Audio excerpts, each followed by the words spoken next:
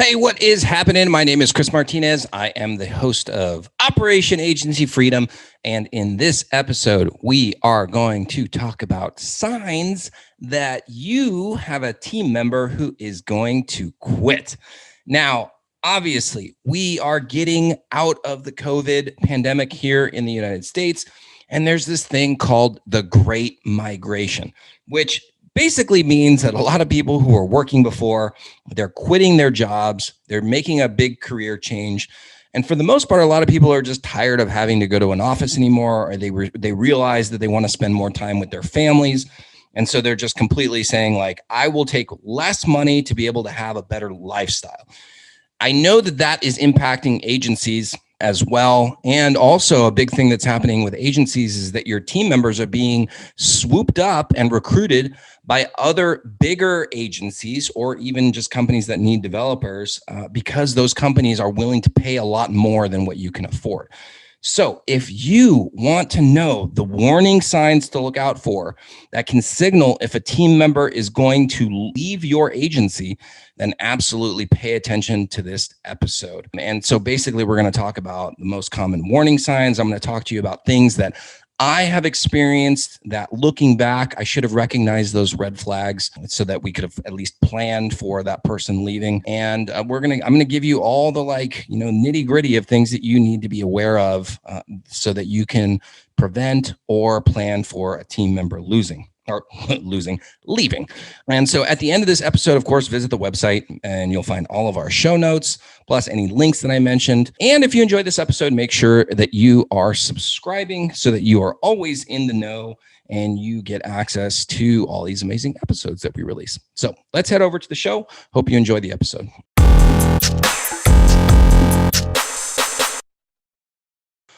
All right, welcome back. And we are going to talk about signs that a team member is going to quit.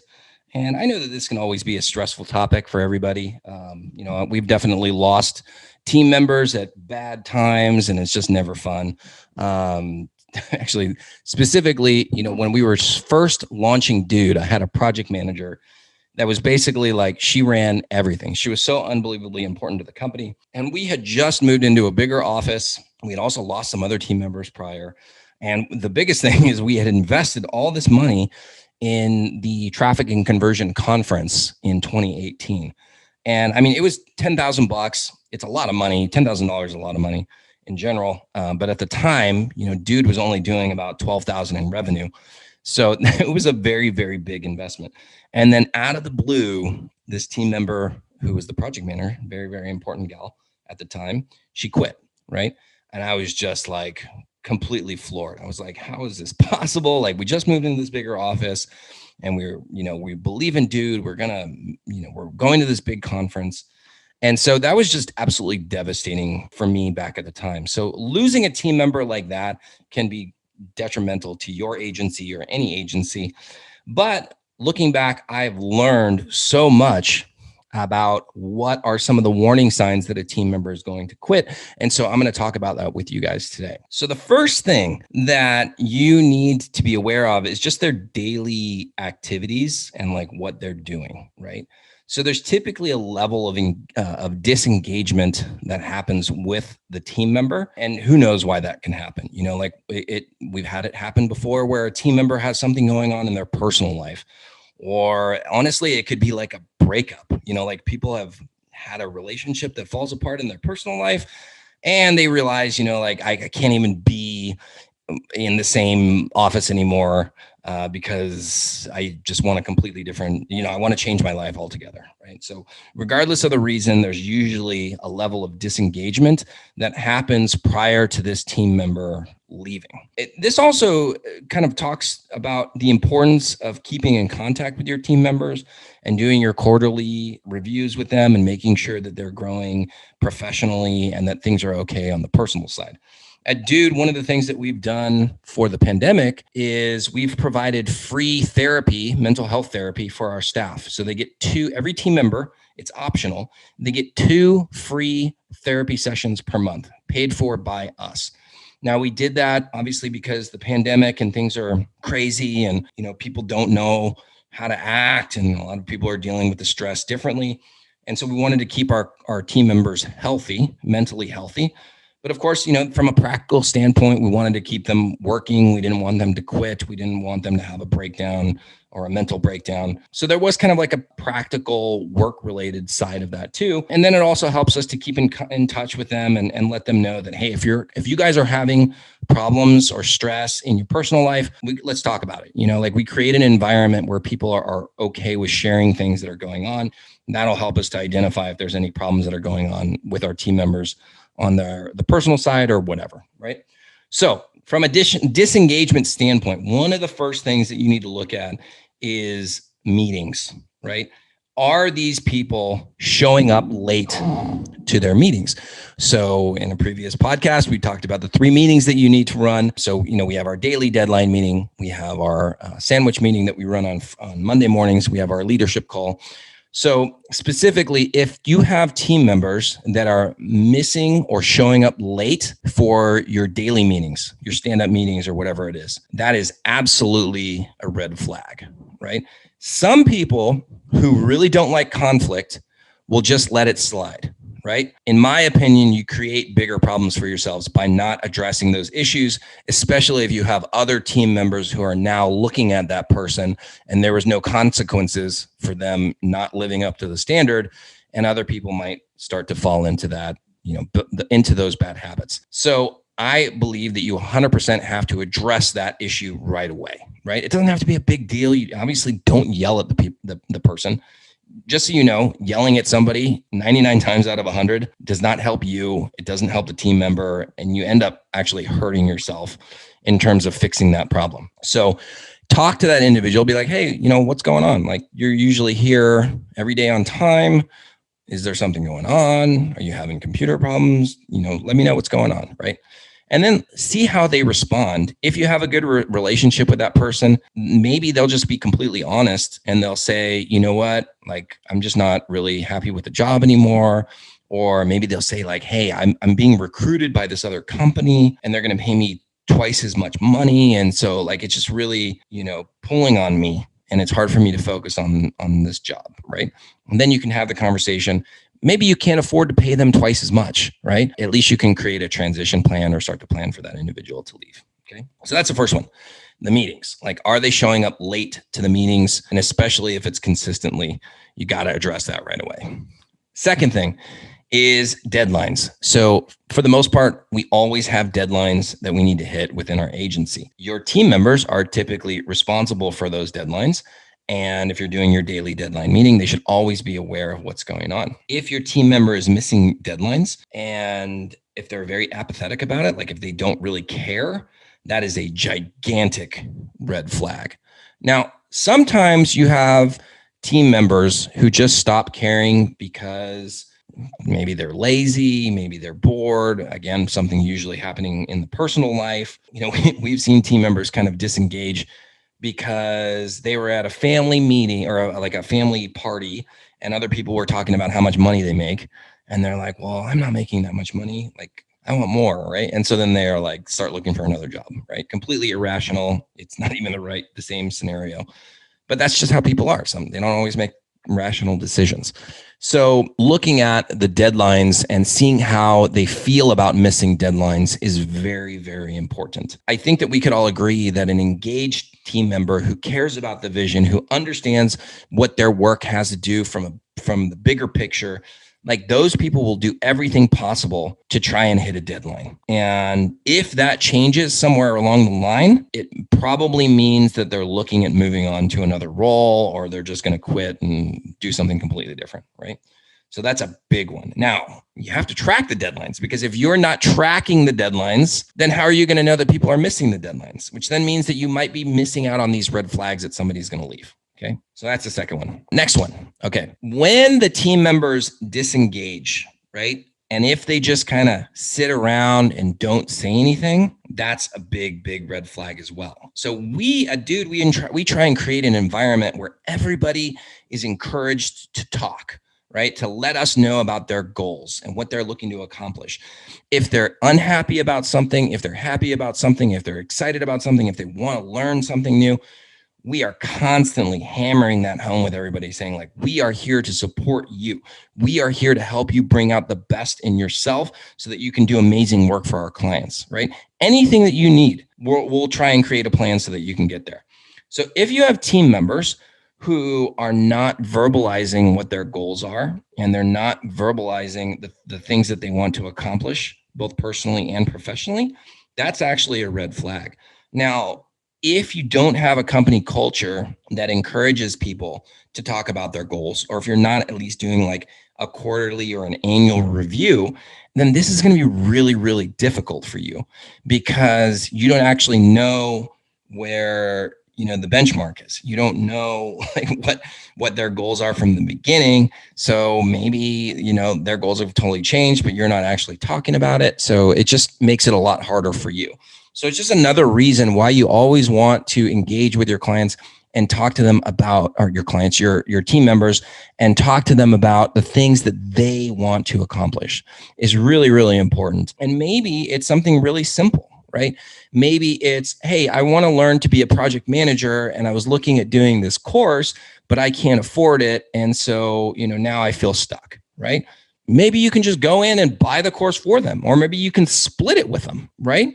There's so many little things that people like. If you don't have an environment or a culture that encourages people to speak up, there are so many little things that they will start to disengage from because they just don't feel like they have a voice. So absolutely make sure that you're talking to your team members and that they are verbalizing their goals to you. It's so unbelievably important. If you notice that they're just sitting there being quiet, just kind of like disengaging from everybody, not talking about the things that they want to accomplish, giant red flag. That person definitely has one foot out the door. All right. Next issue, and this doesn't happen very often, but I promise you at least once in your life you will experience this, where a team member has some drama with another team member, and that creates some weirdness, and sometimes people will quit just because of that, right? So we've had instances where people were friends, and then I don't even know why actually, but they stopped being friends. And then there's this like animosity between them, and it makes things really, really weird. It doesn't happen very often, but it has happened at least one time. I don't think it's happened twice, but so that creates just weirdness. And what you really need to look at is how those individuals handle the conflict. So are they like passive aggressive and they're constantly like, saying things under their breath, or just ignoring the person, right? And so you need to be aware of how those people are managing their anger towards each other, and then make sure that it doesn't interfere with the work, and that it doesn't get to a point where the person's like, I hate this person so much, I can't even look at them. I'm quitting my job because I hate them so much. It can happen, right?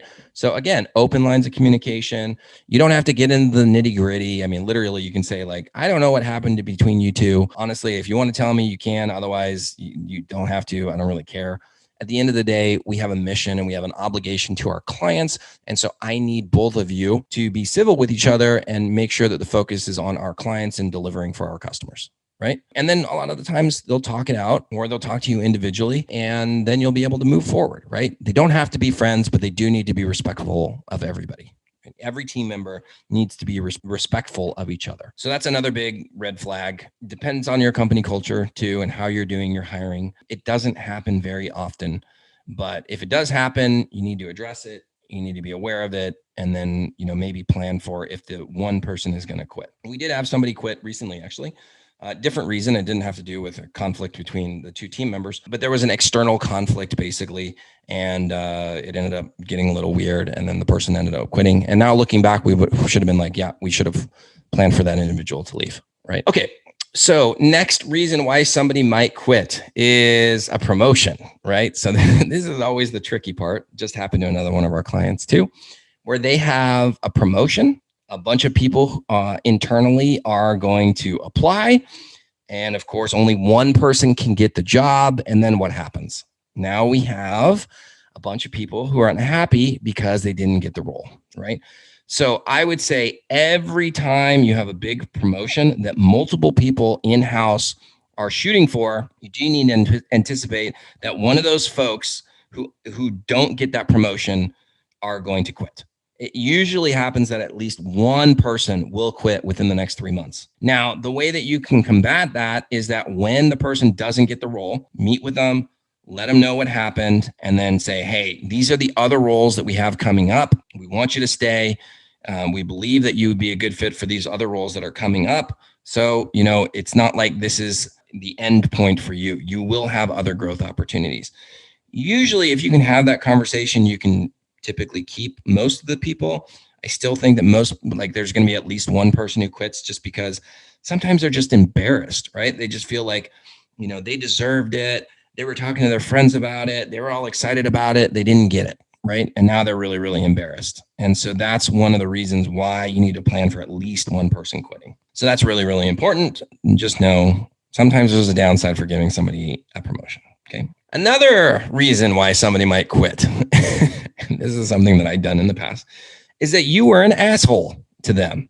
So I know that running an agency is very, very difficult, and it can be very stressful for you as the owner. We've got all these things going on, all these different moving parts. It can be stressful. And if you're not very good at managing your emotions or managing your frustration or your anger, sometimes you can lash out at people that honestly didn't deserve that. So personal experience, back when I had my agency, I was super frustrated with some things that were going on. Honestly, it was my fault at the end of the day, but for whatever reason, stupidly, that day I decided I wanted to take it out on Erin. And so Erin came back to me like 20 minutes later, and she says, you know what? Clearly, I am not a good fit for this job. I'm going to quit. And I was kind of like taken aback by that. And I realized that I was a fucking asshole and that it was completely my fault. And I couldn't afford to lose her. So I basically got on my hands and knees and I said, I'm so sorry. It's totally my fault. You didn't do anything wrong. Please don't leave. You have to stay. Da, da, da, da, da. And because she's super nice and very forgiving, she was like, okay, fine. Right. I never, ever made that mistake again, at least with Erin. But sometimes you can be an asshole. I hate to break it to you. Sometimes you can be an asshole. And when you're an asshole, people might quit. Not everybody is just going to take it and, just deal with your jerkiness, you being an asshole. They're not going to take it. Eventually they're going to leave. Like if you were in their shoes, would you stay if you're talking to people the way that you're talking to them? Probably not. Right. So eventually people are going to leave. So first and foremost, don't be an asshole to your staff. Be nice, be kind, help them to be successful. But if you do lose it on occasion, apologize and then try and keep that person from quitting. It's not worth it, in my opinion. If it's a good team member and there was just a miscommunication or, at the very least, it's something that they're going to learn from and that problem's never going to happen again, then it's not worth being an asshole. Keep your people happy, treat them well. And then you won't have to worry about good people quitting. Okay. Next up is the philosophy behind keeping your staff, right? So everybody is getting recruited. All developers, all designers, anybody named, they are getting recruited, right? There are bigger companies that can pay more money than you. And those companies there's a talent shortage, right? So they're looking to recruit your people. Now you can approach this a couple different ways. You can tell your staff, like, you can never leave, don't leave me, da, da, da, da, right? And try and guilt them into staying. Or what I would recommend is empower these folks to do amazing work, right? And be upfront with them and say, hey, like, I'm going to give you the skills so that literally, like, you can go work anywhere, right? I'm going to teach you how to be an amazing team member that's going to be successful in literally any agency. Tell them that. Like, literally tell them that. Don't be afraid that people are going to leave you.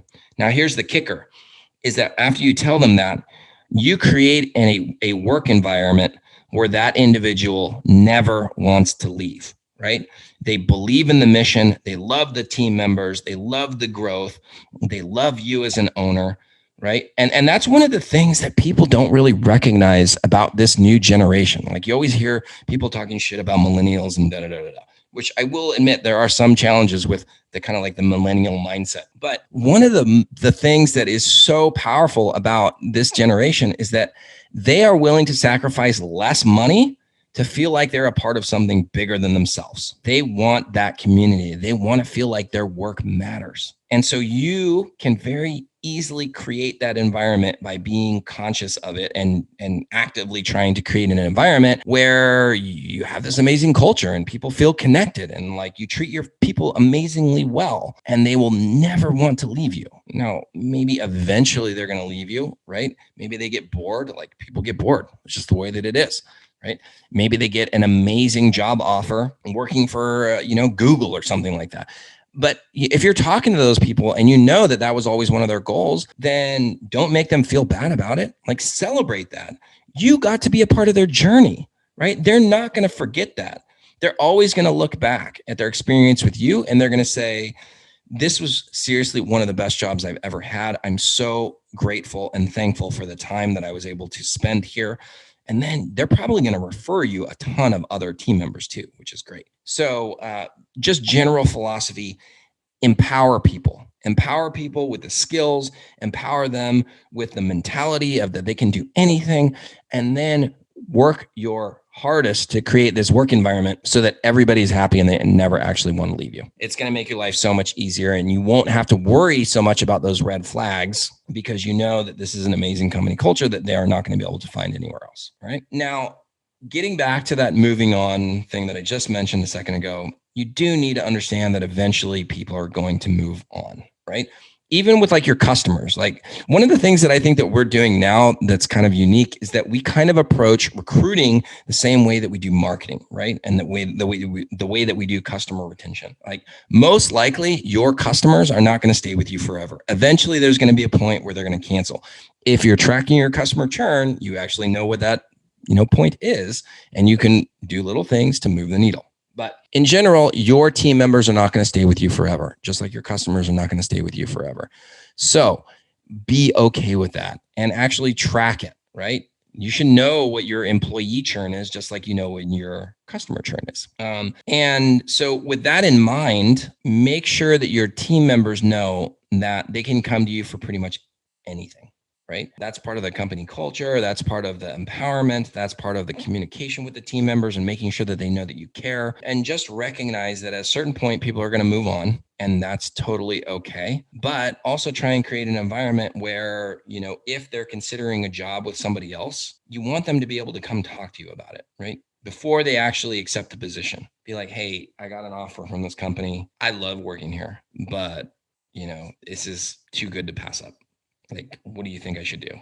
And then be honest with them. Like, if it's better than what you can provide and it's going to help that individual get to their goals, then just tell them. Be like, you know what? I've appreciated every second that you've been here. You gave me 110% every single day. I think it's a great decision for you to move on to that other company, right? And I will write you the best letter of recommendation if you need me to, whatever it is that you need. You did everything that I could have asked. There's not a single thing that I could have asked you to do differently or anything additional that I needed from you. And now it's my turn to give back to you, right? I've had that conversation with people before in the past. And while I'm sad that the individual is leaving, I'm still very grateful and I'm proud that I got to be a part of that individual's story. I know that they wouldn't have gotten to this next level had it not been for the skills that we taught them here at Dude. And like I said, I'm sad that they're leaving, but at the same time, I'm happy. I'm happy for them. Like I can be happy for somebody else. It doesn't always have to be about me and what we're doing here at Dude. We are all about empowering people, even if that means empowering them to a point where they can go and get a different job. So definitely take that into consideration when you're looking at your recruiting and employee retention and stuff like that. And then the final thing for today's lesson is, of course, this concept of bridge, connect, and deliver. So bridge, connect, and deliver is something that we created. If you've never heard about this before, we created it in 2019. It typically has been attributed to the way that we manage and maintain our relationships with our clients. So bridge means having open lines of communication. Connect means embedding with our clients and understanding how they operate and making sure that our clients know that we have their back no matter what. And then deliver is hitting deadlines, just always being a person of your word. So bridge, connect, and deliver for the most part is for clients, but bridge, connect, and deliver is also very, very powerful for your team members. So as you're building out your employee experience and you're working on improving your employee retention, use bridge, connect, and deliver as the framework to help you build out those processes. So again, same thing. Open lines of communication. You should be doing quarterly meetings with your team members, at the very least once a year. Connect, understand them. Make sure that they know that you have their back, and then deliver. Ultimately, if you say that you're going to do something for the team member, you got to do it, right? Don't be that person. Don't be that leader who makes all these promises and then never actually comes through. So that's what I have for you today on all the signs that a team member is going to quit. I hope you enjoyed the lesson, and we'll see you on the next one. Thank you so much for listening. If you enjoyed this episode, it would mean so much to me if you could share it with your friends, family, and basically anyone who will find the same value in this episode that you did. And to get the latest from me, then let's definitely connect on social media. You can go to Facebook, facebook.com/Dude Agency, or Instagram @dudeagency.io, or you can check us out on YouTube on our YouTube channel. And then, of course, you can always visit our website at dudeagency.io, where you can see all of our other episodes of Operation Agency Freedom. You can also register for any live trainings that we have going on how to run a highly profitable agency. And of course, you can see how we help digital agencies with the people, the processes, and the education so that they can take on more projects and scale profitably. Thanks again, and I will see you next time.